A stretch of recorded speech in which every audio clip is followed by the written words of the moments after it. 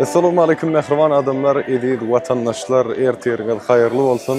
Biz sizi Ahıl Türkmen portal web saytımızın adından bugünkü acayip günü Türkiye Respublikasynyň İstanbul şäherinden, has doğrusu İstanbul Halkara Hawa Mendilinden salamlayat. Ine bu günde size getirmek isteyen zadymyz acayip täzeligimiz şu. Nefit bolsa sizin bilen biz Türkiye Respublikasynyň en gözel ýerleriniň birine Trabzon we Rize şäherlerini, olaryň aralyklaryna siýahatçylyga eder. Ondan hem mehribanlyk. Taýin bolsaňyz biz şu portotda siýahatçylygymyza başlaýar. Diyorum.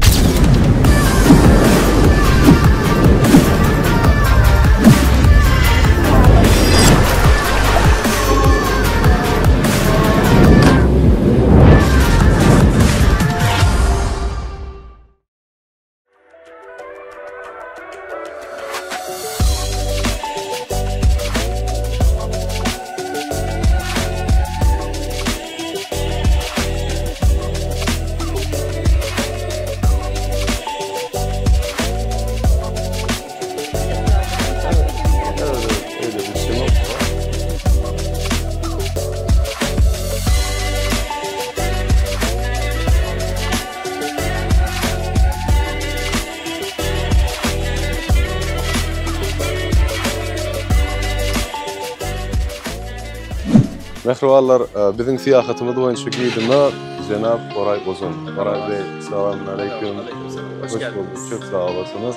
Ne netip bolsa şu fırsatdan bizim siyahatçılığımız resmi taydan başlaya. Ehlimiz bilelikte yola düşelim onlar. Buyurun başlasınlar. Sağ olasınız.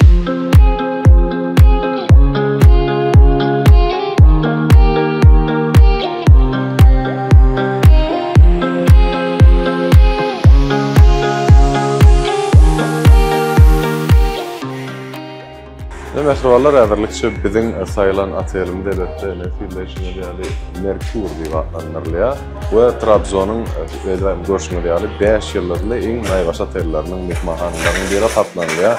Häzir gysgaçydan otoglaryň içi bilen taşdyrýan, ondan elbette günlük seýahatlanma bilen näsip dowam eder. Ýörüň gysgaça.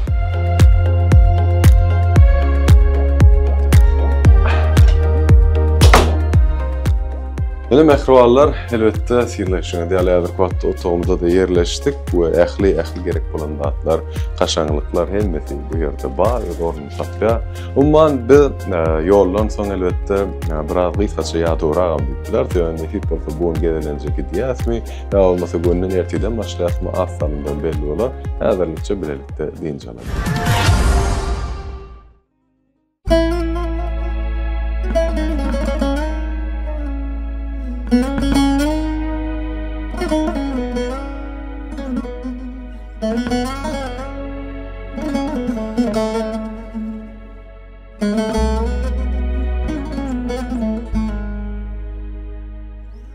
Mehribanlar, elbette gün gelen günümüz bizim siýahatçylygymyz dowam etdi. Halen belleşim ýaly. Ine biz bu ýerde deňiz derejesinden 500 metr belentlige geldik. Häzir bu wagtda Trabzon şäheriniň bir çetreklaryna, ene howanyň möhürüne filmleýän elbette şeýle ajaýip görnüşli nusxasy bilen Mustafa Kemal Atatürk'ün köşküne geldik. Bu ýerde elbette şol beýik insanyň ýadygarlygyna bagşlanan muzey şu ýerde hereket edýän eken, içinde nämeler bar, näme işler alınıp barlar, sizi tanıştırmak üçin bu ýere ýörüýte geldik. Ýörüň hemmemiz.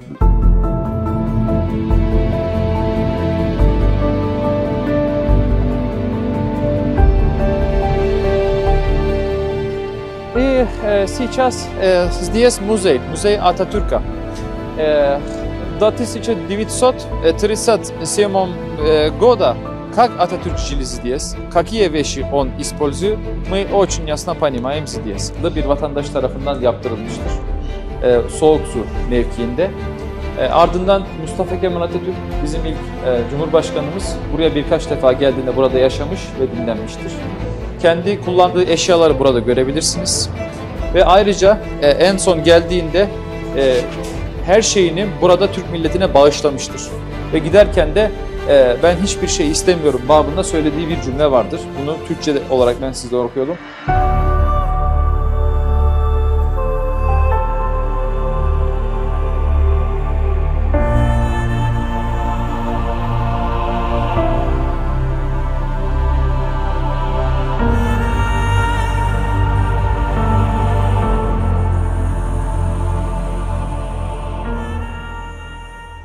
Şu sizin görýän zatlaryňyň ählisi mehribanlar, bir wagtlar Mustafa Kemal Atatürk'ün elbetde öz bar wagtyny, özüniň şu ýerde zähmet çekmegine şaýat bolan, näkeli işler başdan geçirillerine şaýat bolan.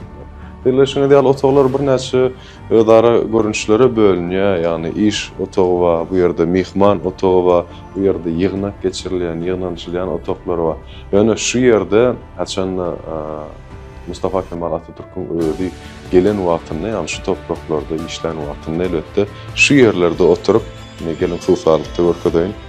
Hut şu kürsüýüniň üstünde öz işlerini, pikirlerini şu Nutuk adlı kitabı sındırıptır deyip hakikattan tarih malumatlar var.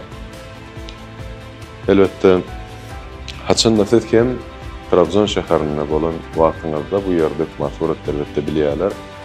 Bu ýerde bolsa ýa-da ýatak odasy ýa-ni biçimde bu ýerde dinç alýan fırsatlaryny şu ýerde ýaşap geçirdi.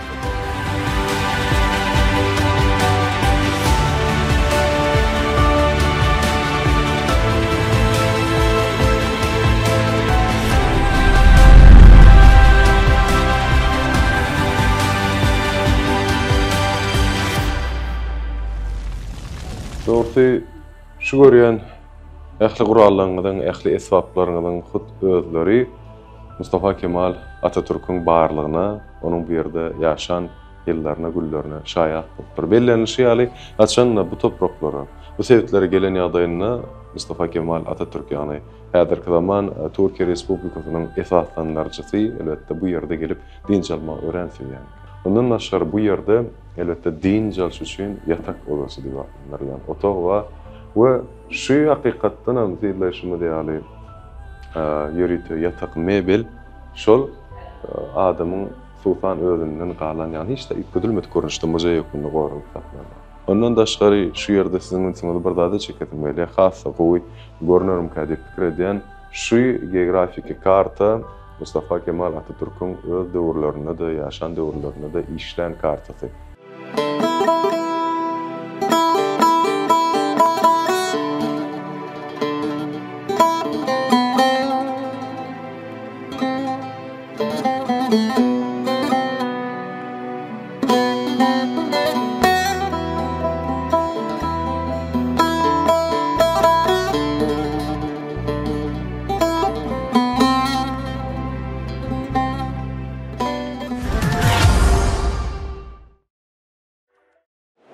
Assalamu alaikum mehriban adamlar. Yeni öğrendik. Eýem ikinci günümizden salamlaýar. Sizi bilşiňe diýýärler bu ýerde eýem Hazratly mehmanhanamyzdan çykdyk. Täze adamlar bilen täze syýahatçylyk ýerlerinde tarap. Bugun sizi näme bilen tanıştyrar? Awtalymyzdan belli bolar. Başlaýan.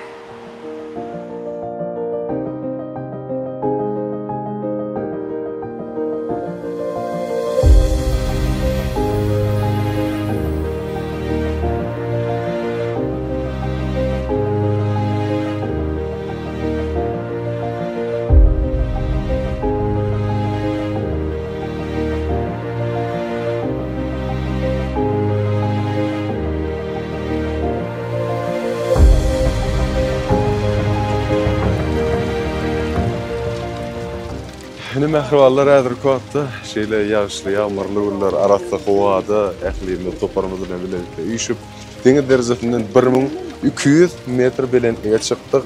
Bu ýerde Sümela monastirini, hatda ibadatxanasyny siziň üçin görkezmäge. Daşyndan tirlamyzda şeýle ajaýyp görnüşi. Elbetde bir näçe 15 minutda ýakynrak elbetde aýak bilen piýada görnüşde ýörep ýokary çykmaly. Ýani şoňa diýýän hädip pikir edýär. İçinde bir de ýatdan çykmaja käbir şekiller garaşýa tählimiz bilen bu ýere gelip ýaşaýar.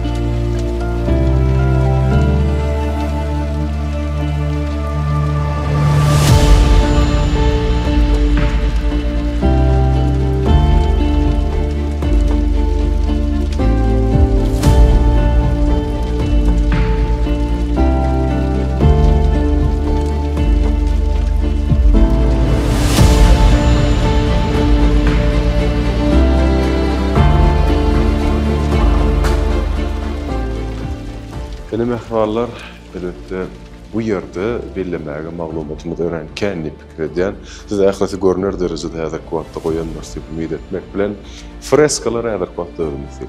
Ýaňa belleşim ýaly ilkinji nowatda Rim imperiýasynyň ýaşaýjylary tarapyndan, sonra Bizantiýa imperiýasynyň hakimlerinden soň ýaşaýjylar tarapyndan 6-njy we 9-njy asyrlar öz içine alýan freskalar häzir kuwatda. Bu elbette bir şümme ýaly Hristiýan dininiň esasy özüni bolýan şol Bibliýa ýani İncil adly kitapda berilmek islen ähli maglumatlar we baglanşykly hadiseler we wakalar bilen baglanşykly freskalar özüni synaplar, ikonografiýalar. Bularda häzir kuwatda İsa'nın şokunuruluşy ýa Hedret Meryem bilen kiçijik İsa aleyhisselam peýgamberi ýaly bir näçe häzir kuwatda freskalar görülýär. Eň ýokarda esasan bu ýerde çokunmanyň merkezinde mendiline bolan şu ýene bir gezek atmak bilen aslında şu ibadethananyň öýdüni Hristiýanlar din dörep şol çokunluk üçin ýörüýär, görünüşde taýýarlatdyrlar. Bu eň esasdan şu ýerde amala aşyrlyk ähli ibadetler şu ýerde bitiripdirler, edipdirler.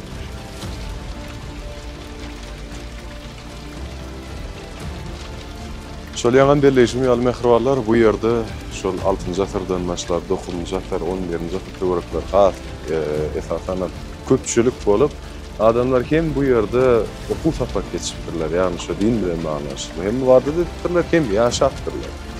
Bilşime diýal tarihden barmasy kyn bolan, şaşyrly bolan ýerleri tala hökmüne saýlap goýarlar. Çünki goranar derejede bolar ýaly. Şonuň üçin bu ýere çykmak häzir kuwatda da geljek jahan keçlere ýeňil düşerip kirdimak ýöne ömründe tarih bilen gyzyklanýan adamlar üçin ýa bolmasa şu bolup geçen datlar örgüdi bilen görüp gelýän adam üçin Türkiýanyň Trabzon şäheri häzir kuwatda derwah yer mükadder.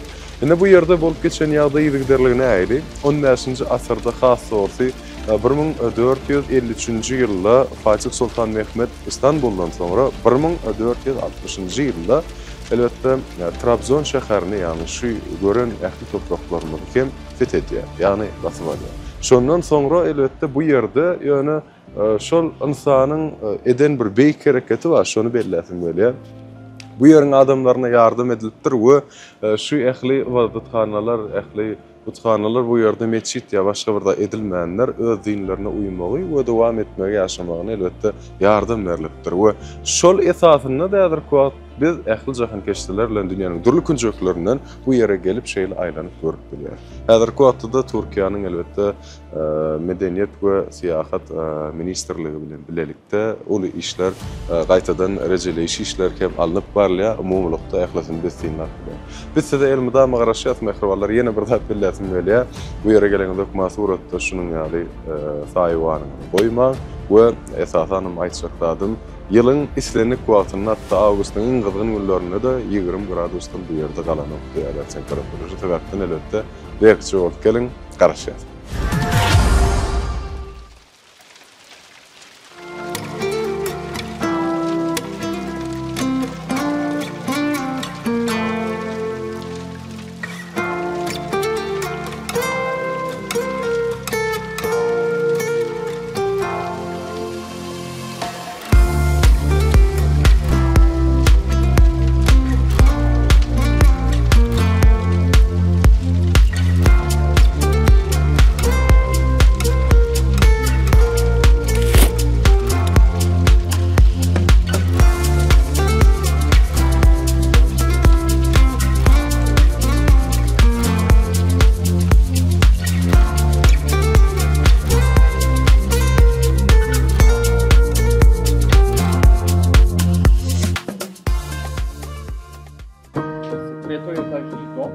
Конечно, во время Османской империи половина людей здесь христиане, половина мусульмане.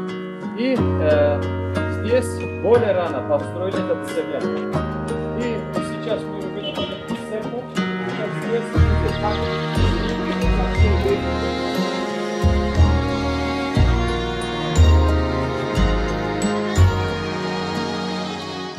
İlkinci gelen yerime Orta Mahalle muzey görünüşünü emele getirilen. Bu yerde de elbette Hristiyan ibadethanesi var. İbadethane şol Bizans imperiyasının döwürlerine gurulup, soň elbette häzirki wagtçyly öz asal durkuny ýetirmän gelipdir. İçinde nämelerin garşýanyny ol elbette bizi häzir tanış ederler. Hemmäs.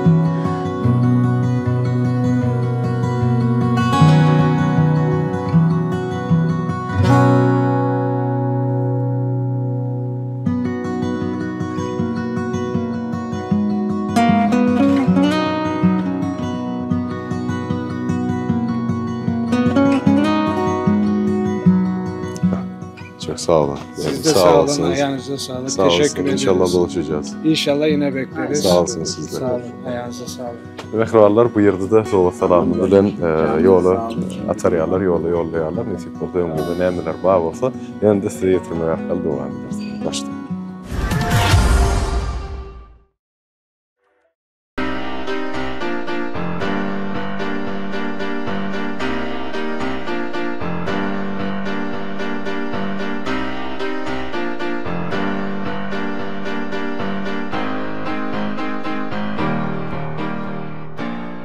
Mehribarlar elbette fiilleşine ziyade şu Orta Mahalle döwründe, orta asırlardan beri yaşap gelen adamlar şunun ýaly dekoratsiýalar bilen, şunun ýaly mebellerle öýlendir. Bu ýerde muzey görnüşinde bir näçe saklanyp häzirki wagtda şu döwürde nähili adamlar ýaşan bolsa sizem gelip şol atmosfera goşulyp girip bilýär.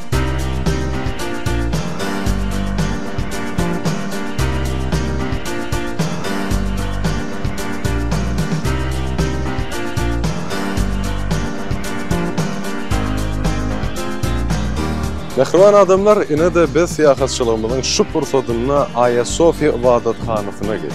Bu yerde elbette birleşme ýaly irki döwürlerden, asyrlardan galan şeýle ibadethane, wagtda öz durky bilen ähli gelen mehmanlary garşy alýar. Bu ýeriň taryhy bize nämeler görünmeli? Başlyny.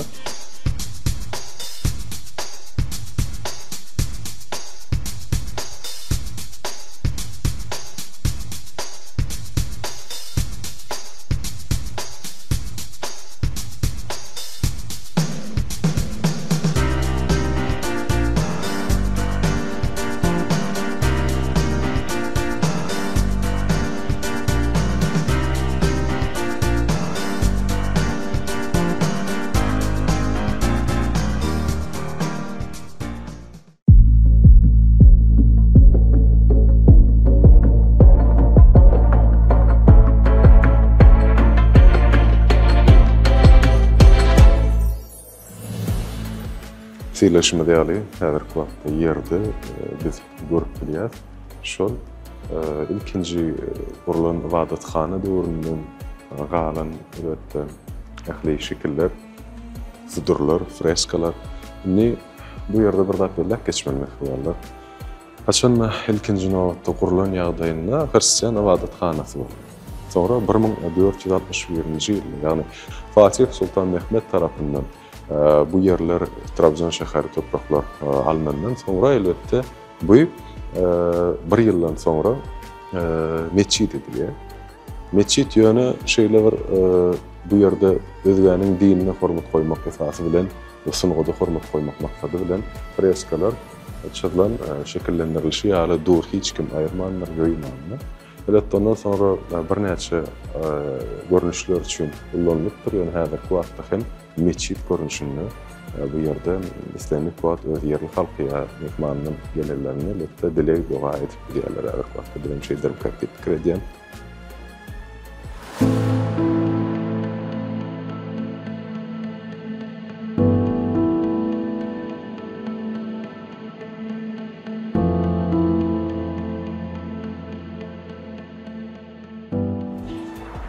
İçindäki freskalar bilen elbette özüňiz tanıştyran mehribarlar.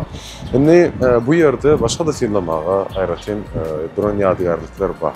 Olaryň biri bilen görkezdim. Äkem şunu belläsim böyle.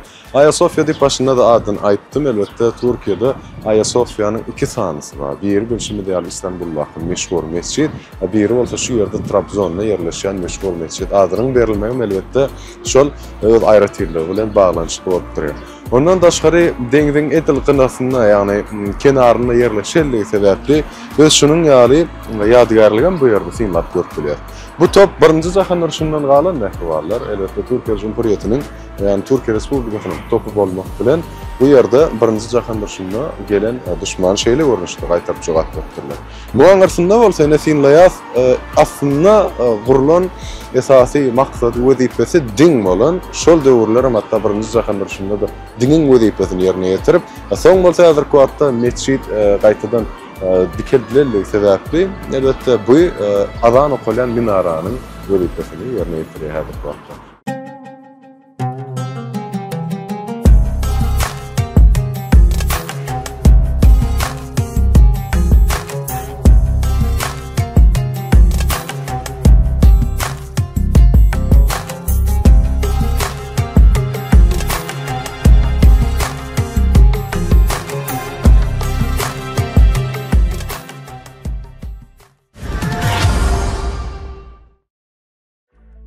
Assalamu alaikum mehriban adamlar, ýene bir gedek. Elbetde biz sizi täze günden salamlaýat.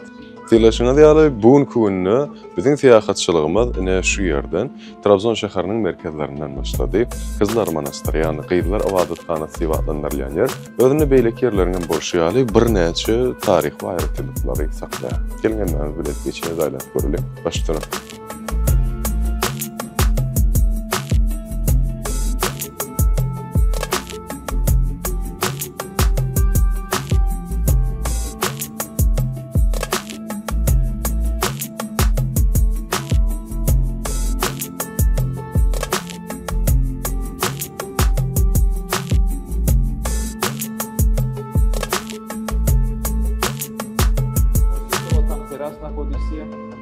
Всегда монастырский комплексы построили в высоких местах, как сумела, как здесь тоже.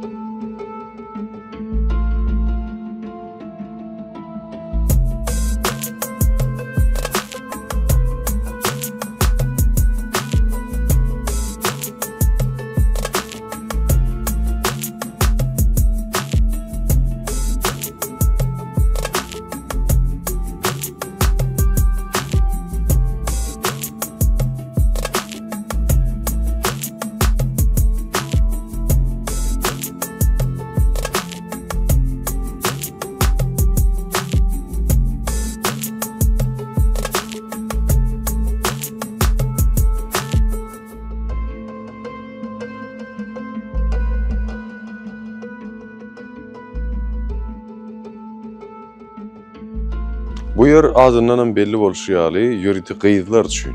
Olaryň okudylmagy we şol Hristiýan dinini soňlugy bilen elbetde peýdalanmak üçin bu ýerde hem ýaşadylypdyr we esasan ýa-ni belleşim ýaly gyýdylar Awadathanasına diňe gyýdylar girmäge ruhsat bolupdyr. Bu ýerde bir näçe binalar toplanma. Her binanyň aýratyn özüne değişli taryhy bar. Olaryň gyýsaçylygy bilen paýlaşaly.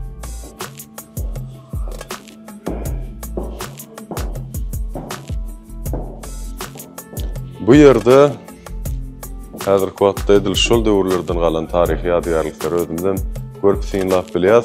Esasan beýik ýerde ýerleşmeginiň düýp maksady bilşimde ýaly Awadathanalar elmydama düşman gelen ýagdaýynda da el ýetmez ýerde saklanmaly we barmasy gelmese çyşyşmaly bolmaly. Şu sebäpden hem dagyň özüne hut dagyň öz daşyny oýup ýatalan şu Awadathana häzirki wagtda da köp syýahatçylaryň ilsini çekýär. Bu ýerde şol düýp akynlarlaryna, ýani Bizantiýa imperiýasyna Hristiýan dininiň ýaýramagy gelmegi bilen şol ýyllar, şol asyrlaryň dowamyna elbetde muny ýörüýte ilkinji nowatda bellemeli we taryhçylaryň aýtýagyna laýyk bolsa birinci başka maksatlı din için ulanılan yani utparazçılığı öz göz içine atyan Mitridat'tan Mergay'dan Mitridatizm diyen bir dini öz içine altıdır. Sonra Hristiyanlığın ağırlaşma gelmeyi bilen olar ehlisi butların barsa ayrılıptır o Hristiyan ibadethanasına öwürlükdir. Bu yerde yaşayış cahiller toplumu ve esasen size görkezme isteyen käbirdatlanmaz var. Yani kuatda özüme Finland bilyas, Japonya'dan gelen elbette siyahatçılanmaz. Yani bu yerde bir näçe kadaşlı görünümlerle işlerini alıp baryalar. Konnichiwa.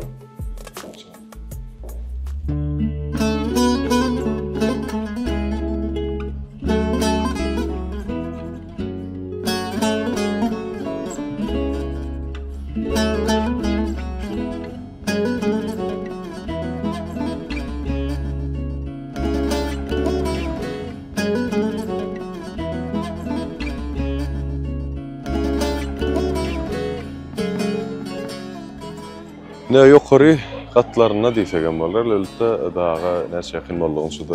Ýokary taraplarına da bu ýerde ýadygarlyk görünüşdäki mazarlar ýerleşdirilen. Şol ýerlenişi ýaly şol arymlary däp desura laýykda şu ýerde ýerleşdirilen häzirki wagtda elbette gowarylyp saklanýar.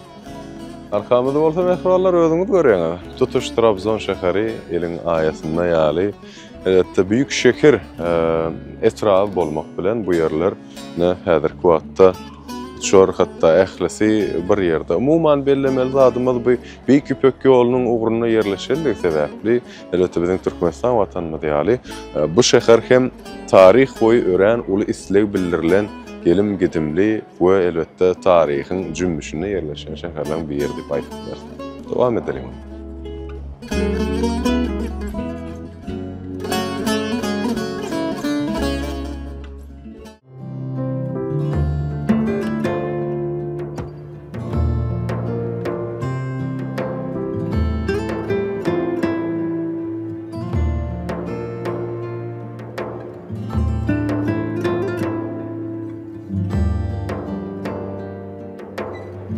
Mehmanlar şunun ýaly ýürüti peteklerin kömegi bilen biz bu ýerde Boztepe gelip girip bilýär.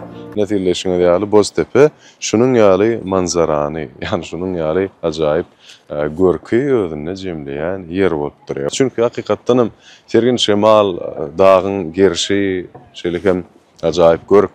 Umuman näme gerek bolsa şu ýerde bam hadi pikir edýär. Trabzon şäheri bir şähere gelip ençeme zatlar görüp eşitip bolýan hakykatdanam elbette tariha we gözellüklere baý şäher. Şo sebäpden Türkiýe Respublikasyna gelmegi meýilleşdirýän bolsam Trabzon şäherini hem öz sanawyňda arkaýyn ýagdaýda goşup bilersiňiz. Ahyrda maslahat berýär.